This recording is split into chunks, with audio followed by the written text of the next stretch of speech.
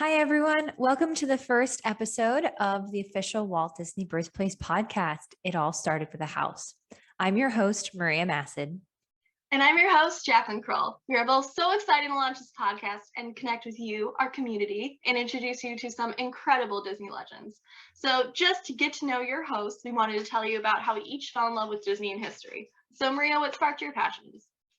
Oh gosh, great question. And I feel like Disney has been a part of my life since the very, very beginning. It goes back as far as I can remember when I was a little girl watching VHS tapes. I know that that dates me, but watching VHS tapes in my parents' house's living room and just going through films like Beauty and the Beast, The Lion King, Mulan, Pocahontas, Snow White.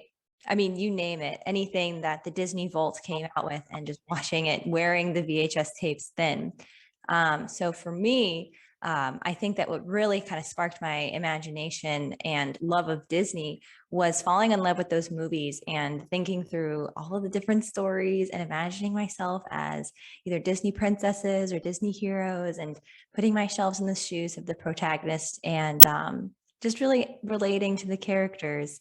And so for me, my love of Disney kind of revolves around the films, the movies, the worlds that Disney is so great at building. I've gone to the parks a couple of times when I was a kid, but it wasn't necessarily a focus for me, though. As I've grown older, it's something that I've definitely fallen in love with, as it's sort of like a great way to see everything come to life, and truly experiencing it fully is very cool. But I think for me as well, as I learned more about the Disney company on the business side and understood how much work actually goes into all of these movies and creating them, the art of animation is something that I have a lot of respect for, whether it's 2D animation, hand drawn, or whether it's 3D. It's all like really incredible. And so for me, all of that combined is sort of like Disney is bringing art to life on the screen, and combined with the amazing stories and characters that we get to know through these films. I mean, what's not there to love, right? So for me, that's a little bit about my love for Disney. And for me in general as well, I was a history major in college and history buff in general. So for me, the reason why I'm so passionate about working at the Walt Disney Birthplace is because it kind of marries these two different concepts together, right? Love for the company, love for these stories, and love for history and getting to know that early fabric of Chicago and picturing young Walt running around and, exploring and all that good stuff. So I think that it's a really great way to get to know the guy who founded this company that was all about exploring with your imagination and thinking about things that have never been done before and all that cool stuff. So it's very rewarding for me because I not just because I love Disney, but it's just a very cool thing to think about, that this one little boy grew up and did all this stuff to change the world and bring so much happiness to everyone's lives. So for me, that's a little bit about my passion for this project and for Disney and for history. But Jacklyn, what about you? Well, first of all, that was a perfectly phrased answer, like that right out the story. For me, I don't even know where it all began. I've just always been immersed with Disney. I feel like life experiences I can sometimes equate to like either like a Disney story or going to the parks or something to do with that. So, I mean, I also loved the fact, even as a child growing up, I'd be amazed that someone created these rides that play off a certain story. And another aspect I love about the company and just the creatives behind all this is the characters they make can not only resonate with children but with adults, which I absolutely loved. And my family has just been a big Disney family and also history buff, so it kind of married the two together. And when I realized that Walt was born in Chicago, I was absolutely shocked. And I have always been fascinated with the man himself because, I mean, he is Walt Disney and he's created so many amazing things. I mean, the list just is continuous and infinite. And I mean, I've always been a history buff, not just with Disney, but knowing I could pair my two passions together, I was absolutely thrilled and even more honored and proud that he's born right here in Chicago. I know. I feel the same way living in Chicago myself. He's sort of like our personal treasure. that no one knows about. So hopefully this podcast will help kind of share some of that information that Walt Disney was born in Chicago.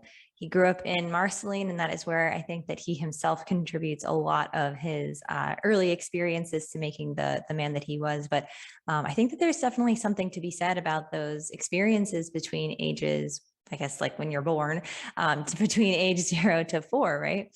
I think that you really kind of become the person that you are during that time, and you explore the world and you kind of form these thoughts and opinions about it that shape the whole rest of your life. So it's very cool, I think, the stuff that the Walt Disney Birthplace is doing, and in honoring that and keeping it alive. So part of the reason why we wanted to launch this podcast is because we want to make sure that we're bringing stories of people whose lives have been touched by the Walt Disney Birthplace, by Walt Disney, to life, and to make sure that you, as our listeners, really have a sense for the man as he was from his experiences in Chicago. So we are really excited about this first episode. Speaking of which, when is the last time you did something for the first time? Oh gosh, that is a really great question. I think that the last time that I did something for the first time, aside from launching this podcast, I would say that I used to paint a lot as a kid, and I stopped for a really long time. And so I don't know if this necessarily counts as being like the first time I've ever done something, but I think that for me, painting on a canvas and, using acrylic paints and all that good stuff to create landscapes and stuff like that has been really therapeutic for me, and just like a really great way to kind of bring myself into a world that I want to create myself. And so for me, the last time that I did something for the first time, and I'm just going to cheat a little bit and say it's the first time because I literally have not painted in years, was a few months ago when I was, thinking about what might I like to do with my time. And I remembered that I really had this passion as a kid for painting, and it has been awesome. So for anyone out there who's looking to do something fun for the first time or revisit their old childhood hobbies, definitely recommend painting. How about you, Jacklyn? First of all, painting, amazing. Just such a therapy. For me, I actually have a puppy named Noodle, and I taught her how to swim in Lake Michigan, and it was hilarious. She just kept wanting to eat the waves, and she really knew instinctively how to swim, but she was very confused with the waves and how to keep her head up. So I'd like to think that I contributed to that a little bit and taught her how to swim. So I will go with that.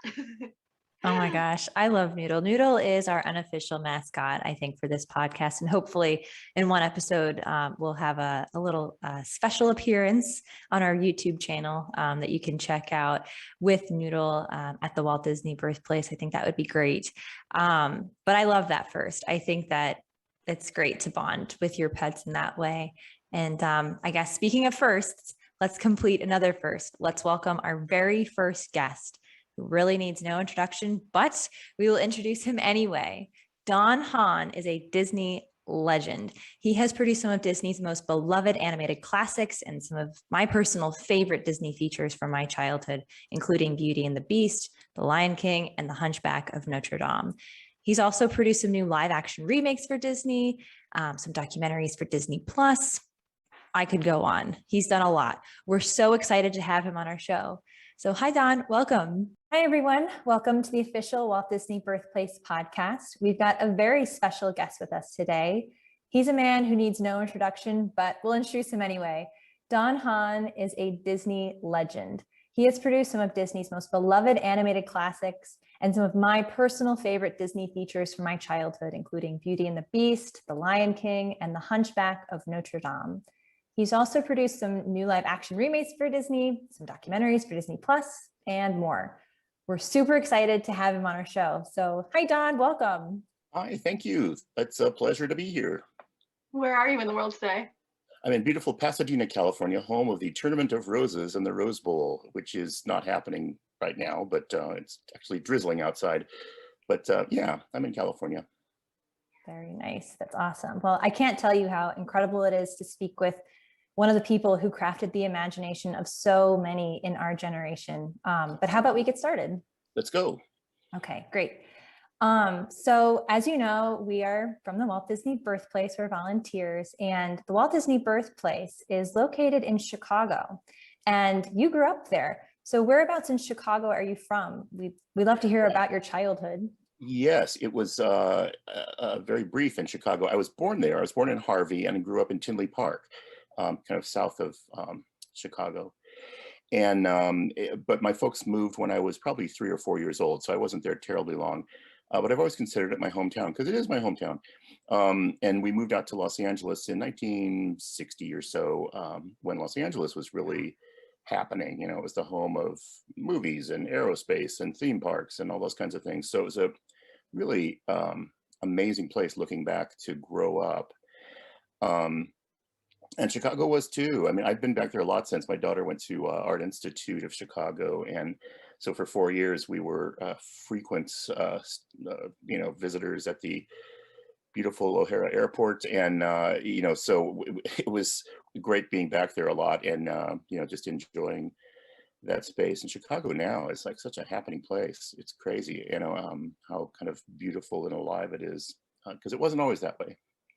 Yeah.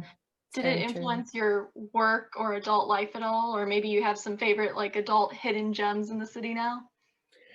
Well, you know, I'm hopelessly Midwestern, and it's not just me, it's my family. My mom's from Iowa. My, you know, my dad's from, originally from Poland and Germany, but he came over through Ellis Island and went to Ohio first, and then ended up in Iowa going to seminary. He was a Lutheran pastor, and then had a church in Tinley Park for a long, long time. So yeah, whatever Midwestern is, you know, you can say it's a lot of things, but I think the kind of Midwesternness that we see even in Walt Disney, I think is something that I understood and kind of caught on to. And you know, we all may define that in different ways, but to me it was you know, a sense of humor, a sense of ethics, a sense of humility, of putting your pants on one leg at a time, a sense of hard work, that kind of stuff that just made sense to me. And a lot of that comes from, all of it comes from the people that live there. Yeah, absolutely. I'm hardcore Midwest as well. And there's just something about the Midwest that makes people, I think, work really hard and feel like they have a community around them with like-minded people. So Yeah. Totally get that. I know Jacklyn is also from the Midwest too. So Yeah, I think a lot of it just comes from where we all come from, which is the kind of Germanic, Scandinavian, sometimes English, you know, kind of background. And also a lot of diversity. You know, there's a tremendous amount of diversity in the Midwest, and for some reason, out of that comes a lot of work ethic and a certain sensibility and a darn good pizza too. So yeah, you can't argue with that. Chicago deep dish is to die for. Stop. Oh.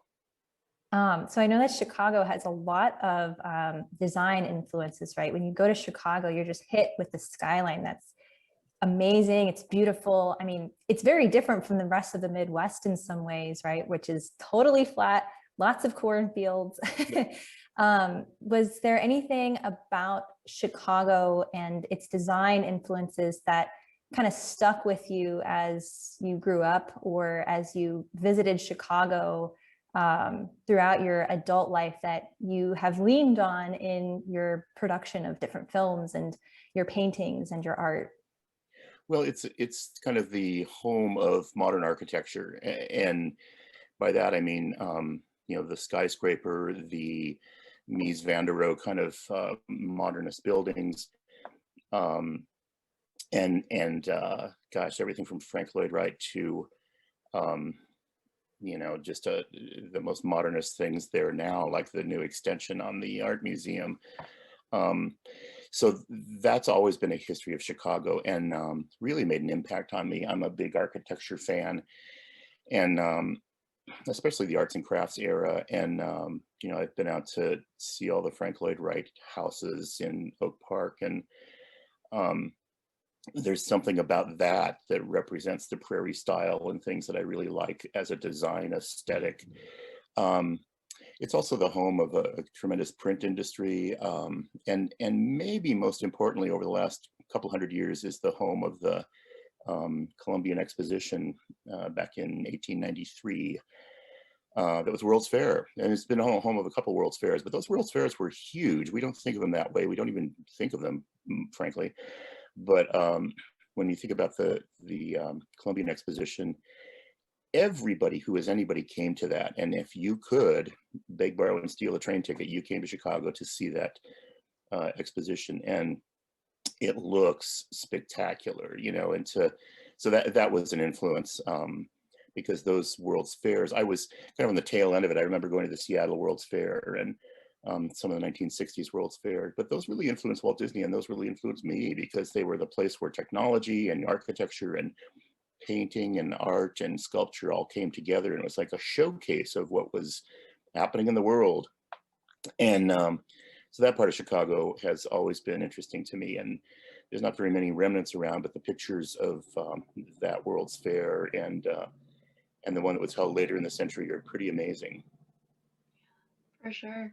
And I mean, just coming back, like you said, you come frequent Chicago when you can. So what feels like home to you? Is it maybe a restaurant, a place, or something like that? Yeah, I'm very food centric. So and so yeah, you know, there's probably too long of a list of restaurants, and I love kind of the older. I can't think of any names off the top of my head, but the older divey places, you know, places that have been there since the 30s and 40s. Maybe Sinatra hung out there. I remember, you know, we recorded the music for Fantasia 2000 in Chicago, which many people don't know. But there's a great hall in Chicago that is now, I think, a department store. Yeah, but at the time it was a concert hall, and James Levine and the Chicago Symphony recorded all the music for Fantasia there. And so that was really memorable. And what was really memorable is Roy Edward Disney was there because he was one of the producers on the show. And after we recorded, we would always say, Roy, where do you want to go? And he would always go to, gosh, what's it called? Two Anchors or something. It was like an old Sinatra hangout. And it was like just a great place where you feel like the menus hadn't been changed in 40 years. And the food was delicious. And so there's that kind of older side of Chicago, the old hotels and that kind of stuff that I love, along with the new. I mean, you know, and of course the Art Academy and the museum is one of the best in the world. And so those kinds of things always draw me back. And the minute I can go there, I tend to be drawn to those kinds of places. So yeah. We should post a like Don's restaurant recommendation list for Chicago or something. Yeah, no, I think people totally. enjoy that. Yeah, I think so. And it's funny that you say that about the Art Institute, because Walt, growing up there, you know, he's from Chicago. He moved away to Marceline when he was 4. But then the Disneys found their way back to Chicago around the time when Walt was in high school. And he took classes at the Art Institute. He checked books out, learning how to animate, and it all kind of happened in Chicago. He practiced animation and, well, not animation, but art in his local high school newspaper. So he was the cartoonist for his high school paper, and kind of interesting how you find the Art Institute as well to kind of be that heart of Chicago, where it's like the center of art. And it's amazing. The grandeur of the building alone is fantastic. So it totally is. It totally is. And just to put a period on the previous sentence, the restaurant I was trying to think of is Twin Anchors. And it's on Sedgwick Street in a building that dates back to 1881. Who knew? But listen, you know, friends of the Walt Disney Birthplace, go to Twin Anchors because Roy Disney ate there. So yeah, Chicago has so much going for it. And you know, what's really spooky is I left Chicago when I was 4 years old. I didn't go back to school there like Walt did, but there's a lot of parallels, unintentional parallels in our lives. And believe me, I'm no Walt Disney, but that the richness of that town is just, you know, everywhere. And it's, you know, to me, it's always been more than the second city. It's been accessible. New York is wonderful, and I can't say anything bad about it, but there's something about Chicago that's very accessible and very human and very friendly and warm. And then you add on top of that you know, the museums and the culture that's there, and you know, you get a sense of a place that's really a hotbed of education and learning, and the art collection is spectacular. And it's the kind of place, if you're lucky, you can tap into and get inspired by. Actually, it's really interesting that you mentioned that. I have never heard of that, but as soon as restaurants start opening up, like on a personal note, I will be going there. And as, I'm sure that so many people will be going too. So it's kind of a historic place, as are many places in Chicago. I used to work as an intern for PBS's American Experience documentary about Walt Disney. I was in charge of some of the digital marketing that we did for that documentary, and I know that you were a talking head for that doc. I know that you've been involved with some family museum stuff, and I know that you've been really diving into creating documentaries for Disney Plus about different people who have worked for the company, who really made a mark. But, you know, just generally, what's made you interested in creating documentaries about Waltz and Walt's history? And why is it important to you that he's humanized? Well, I think a few years ago, I had made a lot of movies, both animated and some live action films and some nature documentaries even. And I was starting to feel like I had done that and wanted some other chapters of my life. And I think the thing that over a period of time dawned on me is that there's plenty of documentaries about sports heroes, political heroes, and there's not that many stories told in my mind about artistic heroes, people that are creative heroes. Yes, we see it. We see it on some great PBS shows like American Masters. But without thinking about it intentionally, I ended up starting to make documentaries about people that I thought, wow, this is a person who is spectacular in terms of his or her production and creativity, and how this person approaches their work. And that kind of happened after I made a film called Waking Sleeping Beauty, which was kind of a documentation of animation in the 80s and 90s at Disney. So the idea of making artistic hero movies is something that I'm still doing and love, because there's untold stories. And there are untold stories about great people who have contributed to culture, like Tyrus Wong or Mary Blair or all these people. And they don't necessarily have to be about Disney. I'm making one right now for PBS about a potter, a ceramicist who's 92 years old, Helen Jean Taylor, who's got this amazing Yoda-like wisdom, and she teaches that with her ceramics and throwing pots and glazing and that kind of thing. And I just love that. It's hypnotic to me. And I feel like a lot of times we put that part of us aside as adults. You know, we all throw pots and we all sing at the top of our lungs when we're 7 years old, but somehow when we turn 13, we stop all that. And I think it's important to not stop that and just remember that we're all makers and we're all creative beings, and to kind of remind us of that it's not about good or bad or about making millions of dollars or anything else. It's just about satisfying that creative itch that we all have. So that's kind of what drew me to it. And I fell into directing Waking Sleeping Beauty because the producer I was working with, we both decided we were going to find a director. And so we looked everywhere, we interviewed some people. And in the meantime, I was pulling the film together and I was narrating the film. And in the end, he said, well, why don't you direct it? And I said, well, I can, I guess. And we ended up doing that because I knew the story and I was there in the rooms and I knew what happened and I knew the people, if I didn't know what happened, to be able to ask the questions. And that became something that we just wanted to document. You know, we felt, this is Peter Schneider, who was the producer, who was the head of animation at the time. We felt like we lived through a special time with Howard Ashman and Michael Eisner and the Disney company the way it was in the 80s and 90s. And then if we didn't hurry up, we would lose it all. And so that's where Waking Sleeping Beauty came from. And it's still on Disney Plus, thankfully. So. And your documentaries are incredible. I feel like I learned so many new tidbits that I would have never even thought to research.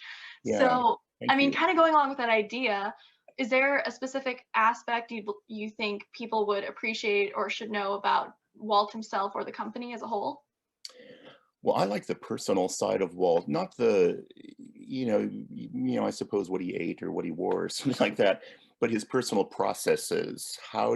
I love talking to people and asking, like, what was he like in the room? Talking to people like Richard Sherman, who was, songwriter at the studio for years. I knew Joe Grant really well, who was the head of the character department. And a lot of these people, a few are around still, but many are gone now. And they're, it's very interesting because their sense of Walt is pretty much the same, that he was intense, that he was absorbed in whatever he was doing, that he was hard to get a finger on, but not hard to please. You know, that he was, if something worked, it worked, and you were done. And you know, the highest praise you could get is Walt saying, "Yeah, that works," and then you would move on. It was not like, "Oh my God, you're so great, your ideas." It was none of that. It was about the business of it and the functionality of the idea. And Joe Grant said one day, you know, the easiest way to describe Walt is he was an actor. He was a great actor. He could stand in front of a group of people and tell the movie story. And like he did one night on Snow White, when he bought everybody dinner and had them come back to the studio and told the whole story. Later in his career, he would do that room to room. He would go, you know, go up to the story room and kind of tell part of a story. And if parts of it fell flat, he'd go to the next room and tell the story again and kind of fix it. And then he'd go home that night and tell the story again.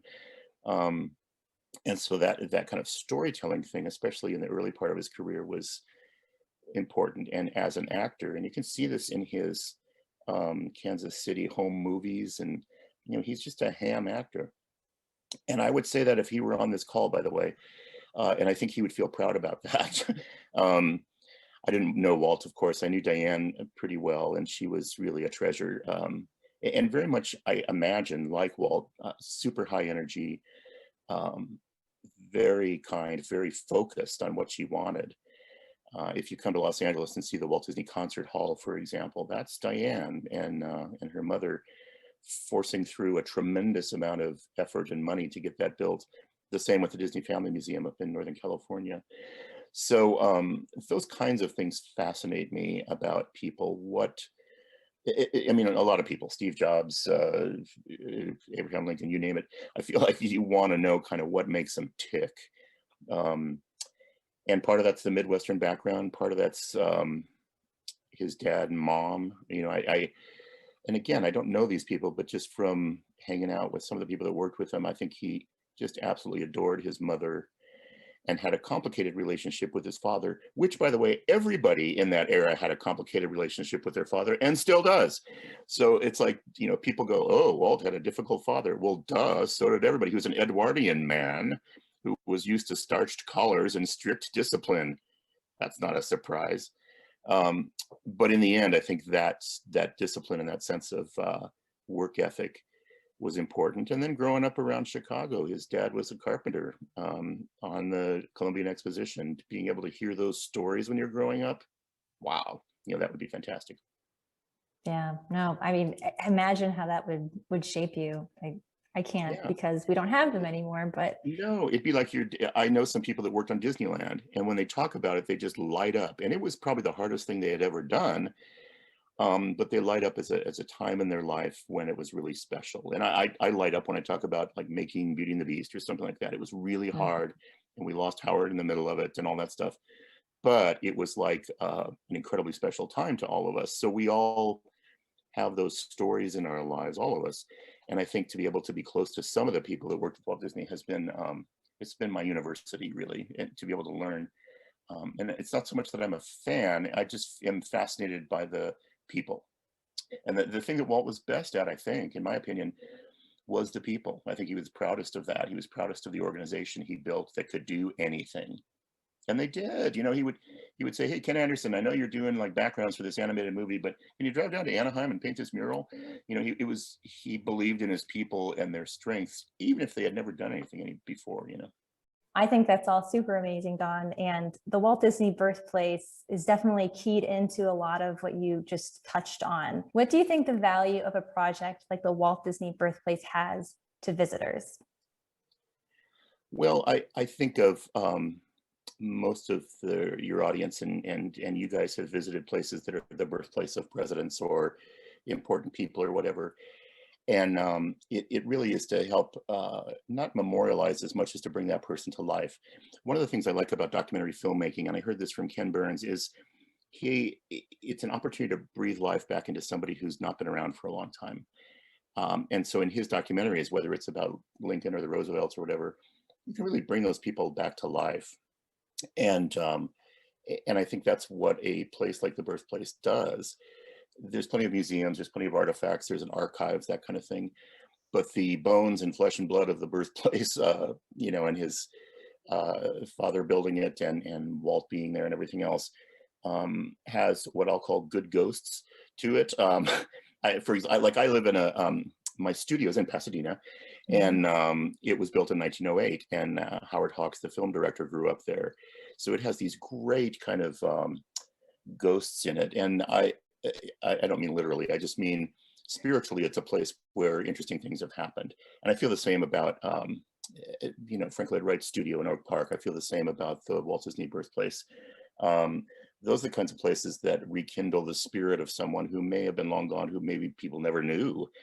So a chance to visit a place like that is a chance to be nostalgic. If you knew Walt, or if you knew his television show or something like that, you can be very nostalgic about it. If you never knew him, though, it brings back a spirit of somebody who is worth remembering, because of his aesthetic, his work ethic, his you know, sense of entertainment. All those things make him a figure worth remembering. And I think that's what the Birthplace does, is it lets us travel back in time and visit this person. And it's real. I mean, that kind of again, spiritual, not in a religious way, but in a human way, kind of rekindling of someone's spirit in a place is really valuable.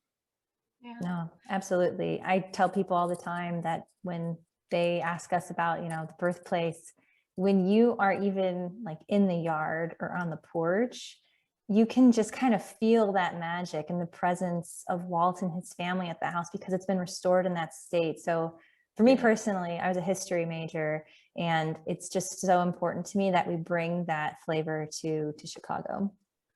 It really is, and Chicago loves it. You know, as a community, has always embraced history, and so luckily, you can continue that legacy with the Birthplace. Yeah. I mean, obviously, the Birthplace hopes to inspire adults and children alike, but I read that you were inspired creatively seeing the people work on the Pirates of the Caribbean ride, which I found super interesting. So, what were you involved in as a kid? Did you want to do animation for sure? Were you thinking of directing? And what advice would you have for children that want to get into a creative field like that? Wow, thanks for asking. I was into music more than anything else. I think I was born with drumsticks in my hand. I was a percussionist. I was drum major of the high school band. I was drum major of the college band. I was in drum corps for a while, which a percentage of your audience will know, especially in Indiana, because the drum corps finals are always in Indiana every year. So that's something I still follow and love. So I was a real musician. And yet when I came to Disney, I was 20 years old, and that became my university. And my teachers became these men and women who had worked there for a long time. And they had set the bar high for quality and for standards in music and art and all those things. So they really taught me how to be a working artist. And I mean, that's the highest praise I can give them, actually. And I think if you talk to anybody from my generation, and I started at the same time as Tim Burton and John Musker and Ron Clements and Andreas Deja and Glenn Keane, we all started in the 70s. We would all say the same thing. They were generous with their knowledge, and all we had to supply was the desire and the hard work of it all. So, you know, those are some of the aspects that I kind of picked up along the way. So my background in music really fit. You know, I was interested in music. I was an art minor in college, and so music and art is animation. I never really dreamed of being an animator. I was inspired by the Walt Disney Sunday night special about the building of Pirates of the Caribbean, and seeing Imagineers rip holes in sails and build and all that stuff. That was what really inspired me. Animation, I didn't really care. I guess it was fine. But of course, when I got to the studio, that was the part of the company that really seduced me, and where I thought I could, I really enjoyed it. I enjoyed the people, and I thought I could really contribute, or at least I hoped I could. And so that you know, in the end, it's really funny. I've done some film studios, and the conclusion I've come to, at least recently in my life in the last 10 years, is I never wanted to work in the film business. I just wanted to work for Disney. And that sounds really like unattainable and weird. But I never wanted to like, hey, I'm going to leave and work for Paramount, or that's fine. And there's amazing people at Paramount and Warner's and friends at all these other studios. There's nothing wrong with it. There's something about the culture and the um, culture is the best word of Disney that really appealed to me and fits me like a glove and has my whole life. And so maybe that's why it's inescapable that I'm still making some films about that or writing books about that. And I'll stop if I get boring, but which is always a danger with me. But I think that's the kind of thing that I really enjoy. Nice. That's awesome. At the Walt Disney Birthplace, once we restored the museum, we want to open the house as a place for young children in early childhood to really explore their creativity. So, I mean, that's amazing that, and I think an inspiration too, that you don't necessarily have to know exactly what you want to do. There's a lot of pressure in our society these days to just know exactly what you need to do, even from such a young age. So just inspiring that creative element, I think it's wonderful. So yeah, I didn't know what I wanted to do specifically. In fact, I got an Associate of Arts degree from LA Valley College in undeclared was my major at the time. And I always think about Walt Disney. There's an extraordinary thing that happened to Walt Disney that was just luck. And that is he didn't go to school until he was maybe 8 years old. And you guys will know the facts about this more than I, but I think his mother and father said, listen, Ruth has to go to school in a few years and I'm not going to take you alone. So let's just wait until she gets to be kindergarten age. She'll be 5, you'll be 8, and then we'll go. And so what that gave him is this uninterrupted playtime of 2 or 3 years where he could wander around and play with a goat and meet the neighbors and draw on the barn. And that playtime now with kind of modern science, we look back and say those are critical in terms of raising coping well bred children in terms of their creative abilities. And that playtime is important even as adults if we can look at our work as playtime. But that early playtime in Walt's life I think was really critical, and something whether it was in Marceline or whether it was in Chicago was really about who he was. And his brothers didn't get that, his sister didn't get that. They were smart people, but it's just Walt had that extra thing. And one small piece of it was that playtime. Totally. Yeah. I think that at the Birthplace, him and Roy being together there, even for the first 4 years, that's when your brain as a kid starts to form and make connections. So I think that there's a lot to be said about Chicago, and there must have been something in the water, honestly, in that neighborhood in particular, because the author of The Wizard of Oz didn't live that far away from Walt Disney. So fantastic. Yeah.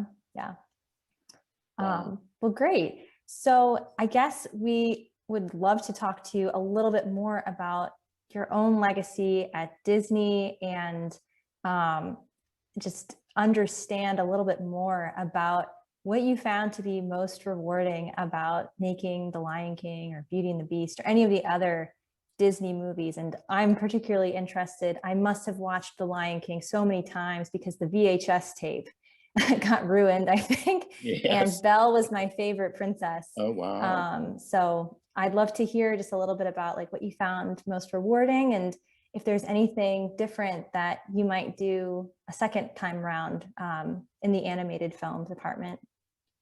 Well, there was a resurgence happening in animation. There was a time, and this is a little bit what Waking Sleeping Beauty is about. There was a time when you couldn't pay people to go to an animated film. And certainly Disney was not at the top of the animated heap. They were kind of every 4 years or so, you'd get a film. And they were good films like Fox and the Hound or Aristocats or whatever, but they weren't great films necessarily. And then there was just an explosion of creativity and new executives towards the end of the 80s and 90s.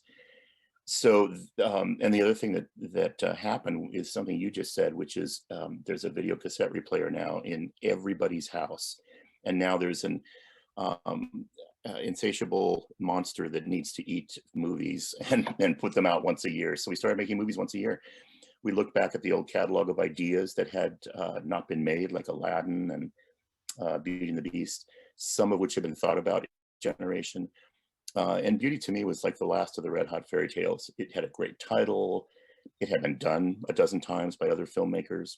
And it was an opportunity to take a great fairy tale like Cinderella. And what Howard used to say, Howard Ashman, is let's try to make this movie, and he felt the same about Mermaid, is to let it earn its place on the shelf next to Cinderella and Pinocchio and Snow White. Can we make a movie that in your VHS collection would have earned its place to sit there? Whether it has or not is up for debate, but I think that was our aim, is it was our generation's chance to do the best we could. And thankfully Howard and Alan came in, they were a huge part of it. Thankfully we had amazing animators to come in and realize those things. But it was a great story to begin with. In the tradition of Walt Disney, we threw out the Beauty and the Beast story and made our own, because the original Beauty and the Beast story is really odd. Belle goes and picks a rose from the Beast's garden, and the Beast, has her come back as a captive prisoner. A lot of those fairy tales are that way. Sleeping Beauty is that way. It's like the protagonist is a woman who sleeps through the whole movie until a man can come and awake her. Well, you can't tell that story. I don't want to tell it to my daughter. So in Maleficent, we changed that. We made Aurora this dynamic character who's, and Maleficent was the one that gave her love's true kiss. And we were apprehensive about the audience accepting that, but the audience really accepted that. The same with Beauty and the Beast. We made Belle the more aggressive one. She wasn't after romance. She was after adventure in her life, and she got it in a really unexpected way. So those are great stories to build on. And Lion King too. Lion King was an original story. It had that huge culture of Africa to draw on musically. So the ability to have Tim Rice and Elton John and Hans Zimmer do the music was really, I think, the biggest part of Lion King. But it's an old story. It's a little bit, Joseph, the Bible story about a character that grows up in a royal family and then is exiled and grows up in the wilderness, comes back unrecognized as king. It's the Joseph story. Tiny bits of Hamlet thrown in here and there. So we're hunter-gatherers as storytellers. You can go around and collect and hunt and gather ideas for your movie. And then again, I can't say enough about the crew and the people that put it together, from the voice actors to the musicians to the animators to the colorists and all that. It's a team sport. It's totally a team sport. And, it's like basketball. You have to pass the ball around. It's not about stars. It's about everybody working together. And it's the thing I enjoyed about it. If you ask me what I remember the most about those movies, and it's funny, this year is the 25th anniversary of Hunchback. It's the 20th anniversary of Atlantis, which is having this huge resurgence. It's the that makes me feel so old. Well, yeah, you and me both. What lasts about those movies is the simple truisms. They're not teaching, they're entertainment, but in and under those, they're very old stories. Atlantis is Journey to the Center of the Earth, the Jules Verne story, basically.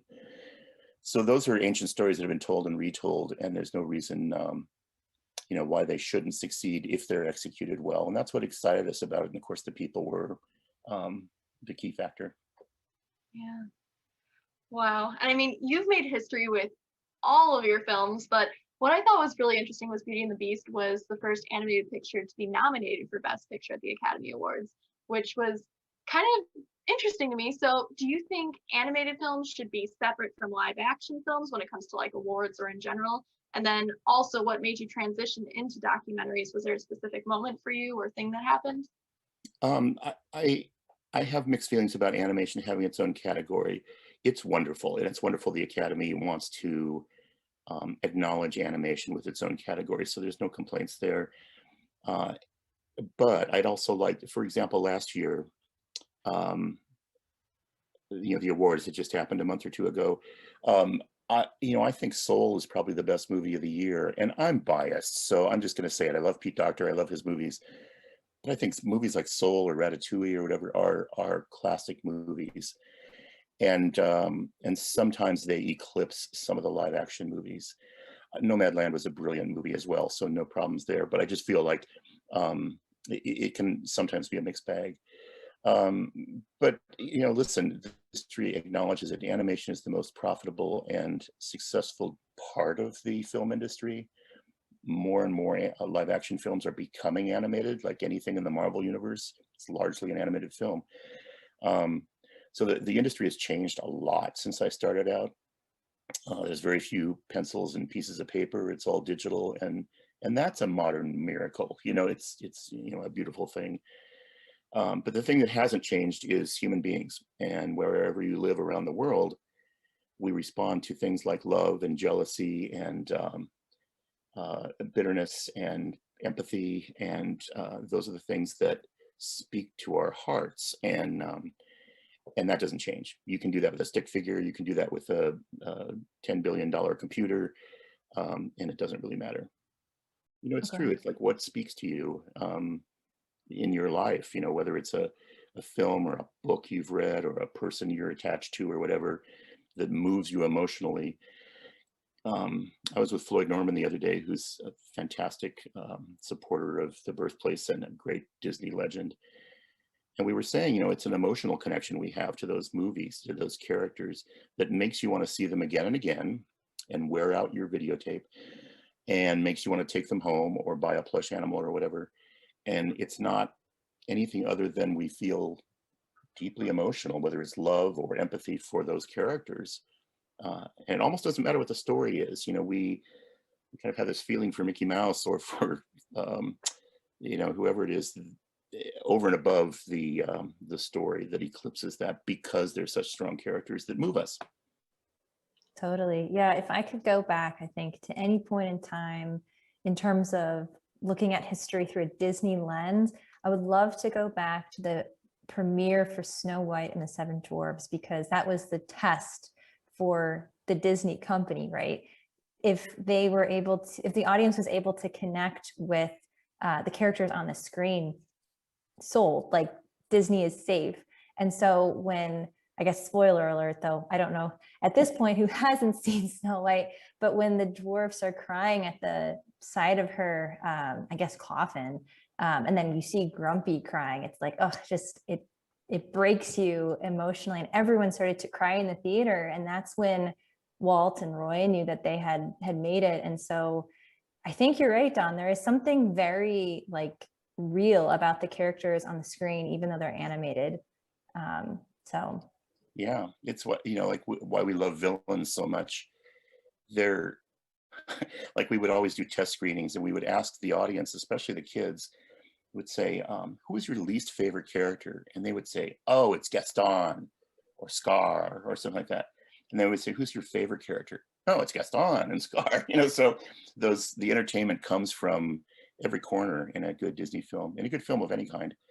And that's the secret sauce. You know, there's no pattern necessarily to Disney films. We learned a lot about musicals from Howard, who was really brilliant and well-schooled. You know, Howard went to Indiana University, which seems weird. This kind of gay Jewish guy from Baltimore decides to go anywhere he can to study musical theater, and he goes to Indiana. Well, he got this amazing education in Indiana, in the Midwest, and directed and starred in theater there. In fact, the newspaper on campus is just doing a story about the Howard Ashman documentary, like last week. So you have this influx of a well-learned, a guy who did his homework. Then he comes back to New York, and Howard, at the age of, 22, 25, starts his own theater. You know, at an age when I was working at McDonald's, he gets a 99-seat, a little lean-to theater, and that's the place where he does Little Shop of Horrors, and it's his workshop, it's his laboratory. And he and Alan kind of hatched their careers there. I mean, talk about artistic bravery. That's really, really cool. And again, that's what drew me to documentaries. I felt like the world didn't necessarily need another Don animated film. There's so many good ones happening out there. But I really felt like there were some untold stories that I had to tell. For sure. Oh, man. And I mean, there are so many stories that you have that I feel like maybe deserve sequels or live action remakes. And I mean, your work has also translated into, you know, like Broadway and merchandise and all these fan fiction and these crazy things. So, I mean, do you believe that there's any maybe film or character that you believe deserves a sequel or live action remake, or maybe one of those other things like a musical theater or ride or anything like that? Oh, what a good question. You know, that we used to laugh when we were making Lion King, that it would be a really stupid ice show, you know, like these, you know, lions and baboons and rubber heads ice skating around. And Lion King on Broadway would be just laughed off the stage. Lion King on Broadway is the single most successful piece of commerce on Broadway ever. It's playing, you know, when it comes back this summer and fall in, you know, 8 or 9 cities around the world, and has been for 20 years.